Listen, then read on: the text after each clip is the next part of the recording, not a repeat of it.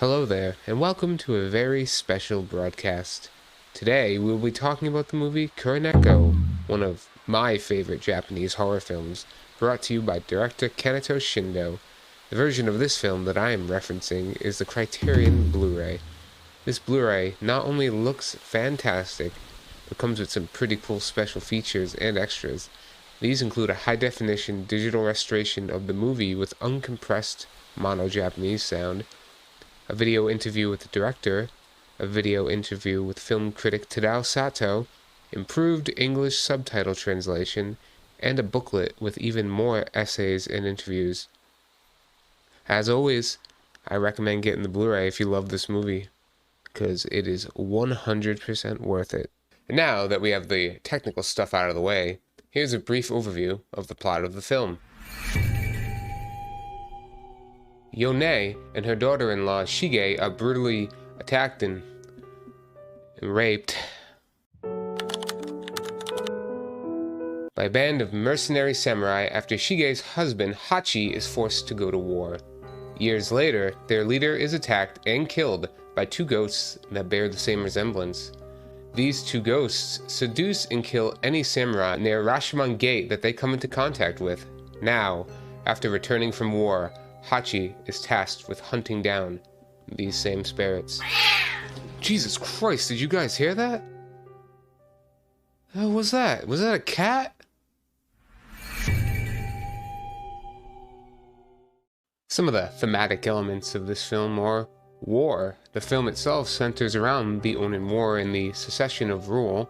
We get some class conflict, farmers being forced to go to war, leaving their families behind with only the hope of gaining fame and becoming a samurai to see them again, and the struggles of women who are marginalized throughout the film and at the mercy of samurai. They're treated as possessions. At one point, the main character Hachi is even offered any woman he pleases if he can kill the ghosts. But let's get into what you clicked on the video for, and that's my personal views on the film. I mean, I hope that's why you clicked on the video, maybe. I love this film. The sound design and soundtrack are minimalistic, yet they fit so perfectly. The sound of wind hitting bamboo, the slow drum beats, it all keeps me enthralled and immersed. The black and white color palette is used almost like a stage play. Lighting up and turning low is needed to emphasize characters and points. The costumes of Yone and Shige and the lack of sound and cat-like way they walk as they bring samurai to their doom, and the show-don't-tell approach the film takes.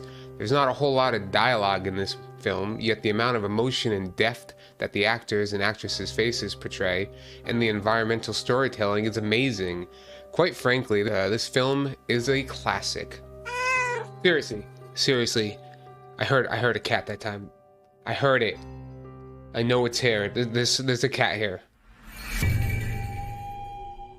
So let's say that you're like me and you've already seen this film many times and you love it as much as I do. What are some other films that are, as good or follow a similar thematic pattern? And I've got a few. Definitely start with Onibaba, which is by the same director. There's the movie Rashomon. There's Ugetsu and Kwaidan. These are probably the most similar sorts of movies, but you could go more modern in some of my other favorite movies like the Ju-On series, the Ring series. These are all great movies. I mean, when it comes to Japanese horror, there's such a huge amount of content to go through. Well, really, there's not that much more to say about this film that I haven't said already. This is quite easily a 9 out of 10 for me, and it's one of my favorite Japanese horror movies ever. Modern audiences may be turned off by the English subtitles and black and white picture, but I think if they give it a shot, they may find themselves whisked away by these two beautiful ghosts who would, I want to point out 100%, they would catch me. I would not be able to escape them or anything at all. But thank you for tuning into this special broadcast, and I'll see you next time. Thank you.